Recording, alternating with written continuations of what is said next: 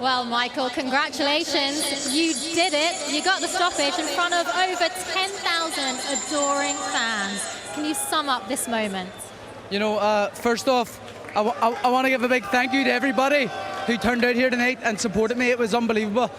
I'm a proud West Belfast boy, and to be able to do this in front of all my people in this park where I grew up, I'm so honoured and so thankful for everybody who came out. You started out very controlled. How did you keep your calm, your focus in front of all that cheering? As I said, I've been under the lights since my debut, under the big performances, under the big atmospheres, and you know, I haven't always lived up to the performances which is expected me, but I felt tonight I did. It was unbelievable, and thank you to everybody. Can I get silence for 1 second? Quiet down for 1 second, please. Yo, quiet down. Listen, I want to dedicate this fight to a family whose son, called Kevin Sheehy, was a young Irish boxer, and he was unfortunately murdered in Limerick recently, and his daughter was just born yesterday, who he never is going to get to see grow up. So I want to dedicate this fight to them, and I want to dedicate these shorts to the family. So that's for them, and all my love. Thank you. You have done so much for Belfast, so much for Ireland in terms of boxing. Looking ahead, I know you want that world title. How far away do you feel from it now? Well, listen, the boss man's here, Bob Arm. Who's not to say we can't do it here in the field next year? A world title fight. I think Cam Gamble and Michael Conlan, they can make it happen, and they could get an extra 10,000 in here. We'll get 20,000 in this park. It would be unbelievable.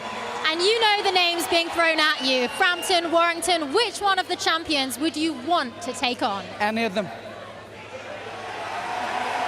Any of them. With this atmosphere, with this crowd, with this support, I'll fight anyone. And you know what? This is only the start. I believe this is the first performance I've kind of properly performed at a certain level, but I've got more levels to go, and I believe I can beat any of them. And I know you do love to rate your fights. You've done that before. Can you rate this performance? Yeah, I'll give it an 8. Excellent. Well, it's been an incredible night. You and your brother have helped to bring boxing to West Belfast. Thank you so much, and congratulations. Thank you. Back to you guys. Okay, we're going to let Michael take some well-earned acclaim from his own people. And I'm delighted to say, meanwhile, that the one and only Bob Arum has joined us here at the side of the ring. Welcome to you. It's great to see you here, Bob. It's great to be here. I really, this was a thrilling night. What a place. The people in Belfast really know how to put a party on. Bob, to business. How good was Conlan for you tonight? Are you pleased? He was very, very good. Look, let me tell you something. The featherweight division, the young guys are absolutely incredible. Shakur Stevenson is a phenomenon. The Cuban kid that won the gold medal in the last Olympics is now going to turn pro on Carl Frampton's card next Saturday. I mean, that's going to be something to see. And Mick Conlan is right there with all these great featherweights. So, I mean, now my goal is to get him ready sometime next year to fight for a world title. Is he making progress at the required rate, in your opinion? Yeah, we wasted time when he was in the United States training. Didn't make any sense. He missed home. And then when we had him come over here and he signed on with Adam Booth, he got himself a really good trainer that really worked with him and is bringing out his skills.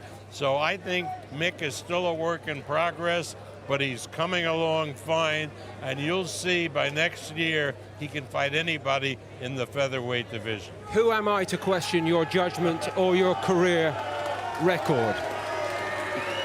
You signed a kid who could and should have won the Olympic gold last time round, and you saw star quality in him. Why does he need to be changing in order to fulfill the destiny you saw in him then 3 years ago? Well, because amateur boxing is different from the professional. You know, the rules are different. You got to go a lot more rounds than you did as an amateur. So guys who excelled in the amateurs, that's great, but it doesn't necessarily mean that they'll excel as a professional. So it takes time. You got to train. The fighter has to train to fight at top level all 12 rounds when he fights for a title. Oh, very fair comment, of course.